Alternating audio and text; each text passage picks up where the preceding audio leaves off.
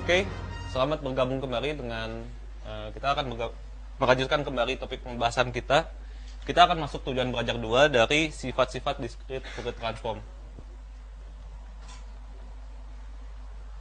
Oke, kita lihat tujuan belajar 2. Di sini tujuan belajar 2 itu kita peserta mengerti perkalian dua buah DFT dan prinsip circular convolution. Oke, di sini kita akan melihat bagaimana hasil perkalian dari dua DFT. Pada pembahasan Fourier transform yang telah dijelaskan, kita juga pernah melihat bagaimana kasus perkalian dari dua buah Fourier transform, di mana dia akan mempermudah perhitungan untuk konvolusi. Nah, di sini untuk DFT itu kita diperkenalkan konsep baru, yaitu circular convolution. Kita akan melihat bagaimana circular convolution itu pada DFT. Seperti apa perhitungannya.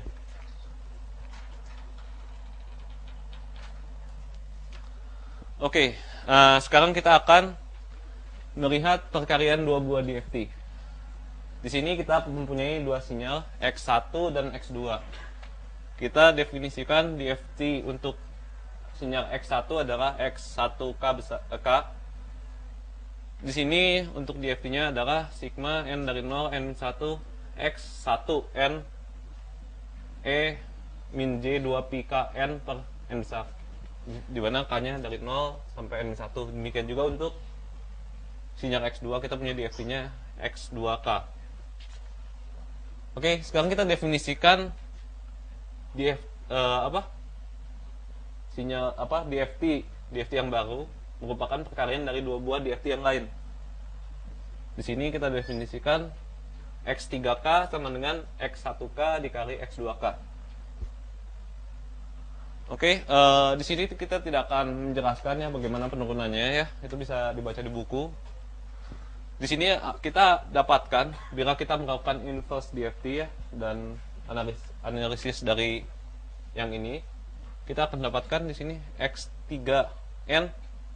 Jadi kita akan dapatkan sinyal jika kita melakukan IDFT terhadap ini X3K, kita akan mendapatkan sinyal X3N di domain waktunya ya.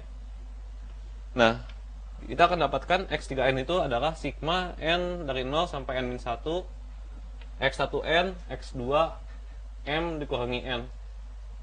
Di sini adalah ada simbol baru ya. Di sini ada subscript N besar. M-nya itu bernilai dari 0 sampai N-1. Oke, kita lihat di sini. Di sini adalah circular convolution. Dia didefinisikan sebagai circular convolution. Sekarang saya akan jelaskan apa sih yang dimaksud dengan X2. Di sini ada M dikurangi N. Dia ada subscript N, kemudian ada kurungnya ada 2 ya, rangkap 2.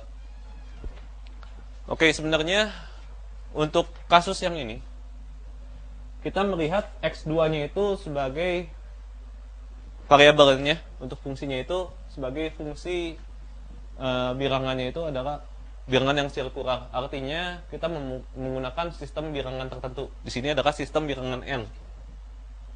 Sistem bilangan N mungkin pernah dipelajari sebelumnya ya, mungkin di SMA mungkin kita pernah belajar sistem bilangan jam 12. Artinya dia sistem bilangannya itu dari 0 sampai 11 dan setelah 11 itu dia balik lagi jadi 0 gitu ya. Nah, di sini juga mirip seperti itu. Jadi dia variabel-variabelnya itu dia hanya bernilai dari 0 sampai N-1 di sini. X2-nya itu. Kita akan lihat bagaimana perbedaannya itu dengan linear convolution, dengan konvolusi yang pernah kita pelajari sebelumnya. Oke, kita akan melihat contoh perhitungannya. Misalkan kita punya di sini itu X1N, dia fungsinya seperti ini, 2, 1, 2, 1 ya. Kemudian X2N seperti ini, 1, 2, 3, 4. Dia indeks nolnya itu mulai dari yang ini, 2. Untuk yang X2N dia mulai dari 1. Oke, di sini untuk circular convolution, untuk lebih mudahnya kita menggambarkannya itu dalam bentuk lingkaran. Di sini kita guna N-nya itu sama dengan 4 ya. Jadi dia hanya ada di sini untuk X1N, dia nolnya itu mulai dari sini 0, 1, 2, 3. X1 0, X1 1, X1 2, X1 3 masing-masing gitu. Katakan nilainya di sini. Demikian pula untuk X2. Kita katakan di sini. Oke. Kita akan lihat untuk suku pertama. Untuk suku pertama itu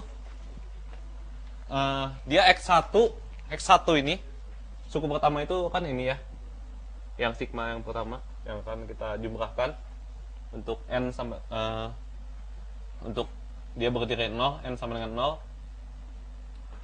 Nah di sini itu yang akan dikalikan, dia akan dikalikan dengan x2 min n, dimana x2 min n itu artinya dia di sini 0, kemudian di sini itu min 1. Nah, min 1 itu pada bilangan seperti ini itu adalah sama dengan 3. Min 1 ditambah 4 kan hasilnya 3 ya. Jadi dia sebenarnya ada definisi yang lebih baik, yaitu kita menggunakan sistem bilangan modulo. Artinya kita bekerja di modulo 4 pada saat ini. Dia untuk modulo 4 itu kita hanya mempunyai bilangan 0, 1, 2, dan 3. Dan tidak ada 4, dan tidak ada bilangan negatif. Dia hanya didefinisikan untuk angka-angka 0, 1, 2, dan 3. Artinya seharusnya kan ini min 1 ya.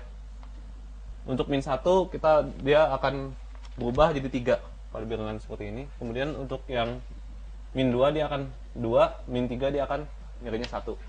Oke ya, misalnya seperti itu. Dan bila kita kalikan dengan yang X1-nya, kita dapatkan, ya kita kalikan suku per suku, kita akan dapatkan ini hasilnya 4, yang ini 6, artinya X1 2-nya bernilai 2. Dia kan 1, 2, 1, 2 ya tadi ya.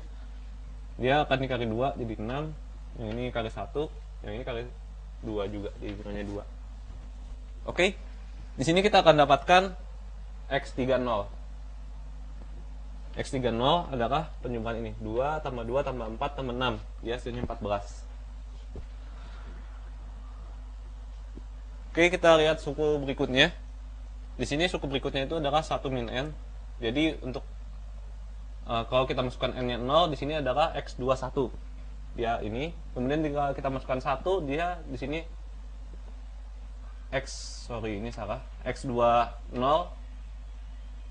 Di sini harusnya x20, dia nilainya itu adalah ini salah ya. Ya nilainya 1 ya, kalau nggak salah. Kemudian untuk yang di sini kita masukkan nilai n-nya itu 3. 2, 0, 1, 2. Berarti 1 dikurangi 2, min 1. Min 1 itu X13 berarti. Dia nilainya 4. Kemudian untuk X di sini adalah X22. Dia nilainya 3. Kita kalikan seperti biasa dengan yang angka yang seperti tadi, dengan X1N-nya itu. Kita dapatkan hasil-hasil seperti ini. Dan X31-nya itu merupakan penjumlahan dari bilangan-bilangan ini. 4 tambah 1 tambah 8 tambah 3, kita dapatkan hasilnya 16. Oke, demikian juga dengan X32. Kita lakukan angka yang sama persis, dan kita dapatkan hasilnya seperti ini.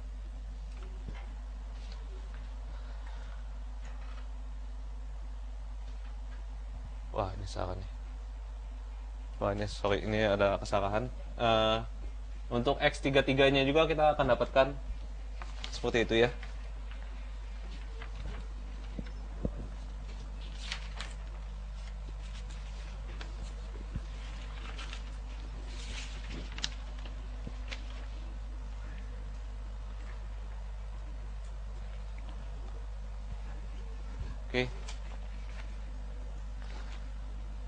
Oke, kita akan lihat lagi circular convolution.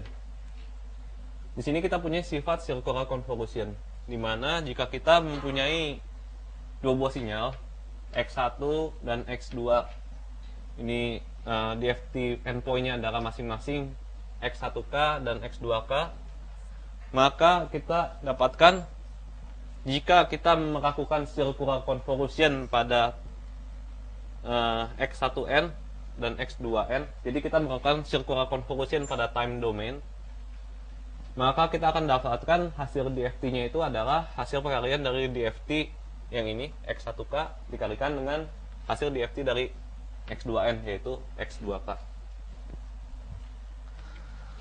Oke, sebenarnya mungkin apa ya, kita lihat sebenarnya untuk circular convolution itu akan sangat sulit gitu ya, akan sangat sulit di sini untuk dibandingkan dengan konvolusi yang linear yang pernah kita lakukan sebelumnya gitu ya. Tapi sebenarnya ini merupakan properti yang penting gitu ya. Nanti kita akan belajar lebih jauh lagi tentang circular convolution, yaitu penggunaannya seperti apa. Yang jelas mengapa kita menggunakan circular convolution di sini? Karena dia merupakan sifat yang ada pada DFT. Dia akan berbeda sekali dengan konvolusi biasa. Dimana konvolusi biasa itu kita dapatkan itu sifatnya itu pada Fourier transform. Mengapa kita menggunakan circular convolution di sini? Sebenarnya nanti kita akan lihat bagaimana DFT itu akan sangat efisien ketika kita mempergunakannya pada komputasi dengan komputer, dimana kita akan mengokasinya dengan DFT. Oke, mungkin ada beberapa yang pernah mencoba gitu menggunakan software editing audio, misalnya CurEdit misalnya. Di situ kita mungkin bisa melihat kita bisa melakukan pemfilteran dengan DFT. Mengapa kita menggunakan DFT? Ya sebenarnya dasarnya itu kita akan menggunakannya itu perhitungannya itu dengan circular convolution pada domain waktunya. Tapi akan lebih mudah ketika kita menggunakannya itu dengan DFT. Gitu. Tapi sebenarnya perhitungan DFT itu mungkin untuk pemfilteran dibandingkan dengan konvolusi biasa itu kita lihat mungkin tidak lebih efisien sebenarnya. Tapi sebenarnya kita akan membahas di modul berikutnya ya, modul masih cukup main jauh mengenai perhitungan yang efisien dari DFT, yaitu dengan menggunakan FFT. Jadi sebenarnya di sini penting sekali konsep dari perkalian 2 DFT dan circular convolution, dan kita akan lihat bagaimana sih hubungan dari circular convolution dengan konvolusi biasa. Jadi sebenarnya itu ada hubungannya pada kasus khusus, dan kita akan memanfaatkan kasus khususnya itu pada perhitungan dengan komputer. Dimana jika kita menggunakan DFT dengan perhitungannya itu dengan FFT, kita akan mendapatkan komputasi yang lebih singkat dan jauh lebih efisien jika kita menggunakan pemfilteran dengan Fourier biasa, dengan memwujudkan filter Fourier-nya itu dengan perhitungan biasa di domain waktu. Oke. Mungkin kita akan lanjutkan dengan sesi berikutnya setelah pesan-pesan berikut ini.